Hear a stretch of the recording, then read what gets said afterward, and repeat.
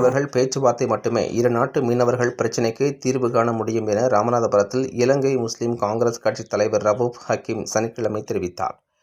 ராமநாதபுரம் மாவட்டத்தில் ஒரு நிகழ்ச்சிக்காக கலந்து கொள்ள வந்த இலங்கை முஸ்லிம் காங்கிரஸ் கட்சி தலைவர் ரவூப் ஹக்கீம் செய்தியாளர்களிடம் கூறுகையில், இலங்கை வடக்கு பகுதி மீனவர்கள் இந்திய மீனவர்களின் தொப்புள்கொடி உறவுகள். இலங்கையில் ஏற்பட்ட கடும் நெருக்கடிக்கு பின்னர் மீன்பிடி தொழிலில் ஆர்வம் காட்டி வருகின்றனர்.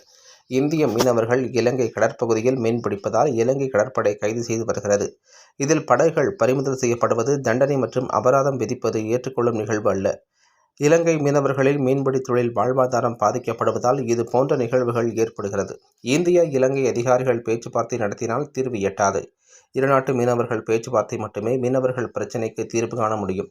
இலங்கை அதிபர் இந்தியா வந்தபோது மீனவர்கள் பிரச்சினைக்கு தீர்வு காண வேண்டுமென இந்திய பிரதமர் வலியுறுத்தினார். அதற்கான நடவடிக்கை எடுக்க வேண்டும் என்பதே எங்களின் நிலைப்பாடு. இலங்கைக்கு கொரோனா உள்ளிட்ட பல்வேறு காலகட்டத்தில் இந்தியா பல மனிதாபிமான உதவிகளை செய்துள்ளது. சீன நாட்டிற்கு இலங்கை அதிபர் செல்ல உள்ளது. இரு நாடுகளிடமும் நட்பாக இருக்கவே விரும்புகிறது என தெரிவித்தார்.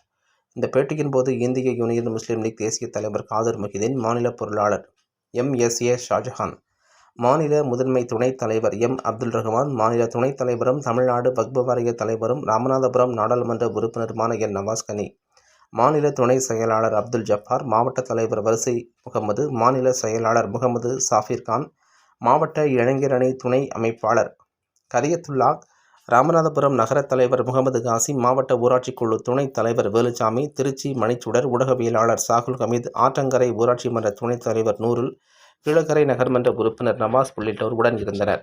தரப்புக்கும் இடையில் இது சுமூகமாக தீர்க்கப்பட வேண்டிய விஷயம்.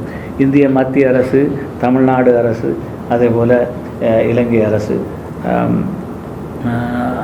அதேபோல் 2 பிரதேசங்களிலும் இருக்கிற மீனவ சமூகங்கள், இவர்களுக்கு மத்தியில் இந்த பிரச்சினை தீர்வு காணப்பட வேண்டும். அதற்கான எல்லா முயற்சிகளும் நடந்து கொண்டிருக்கிறது.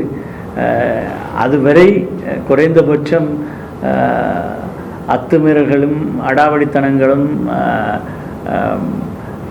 பறிமுதல்களும் கொஞ்சம் நிற்பாட்டி வைக்கப்பட வேண்டும் என்ற கோரிக்கை இருக்கிறது.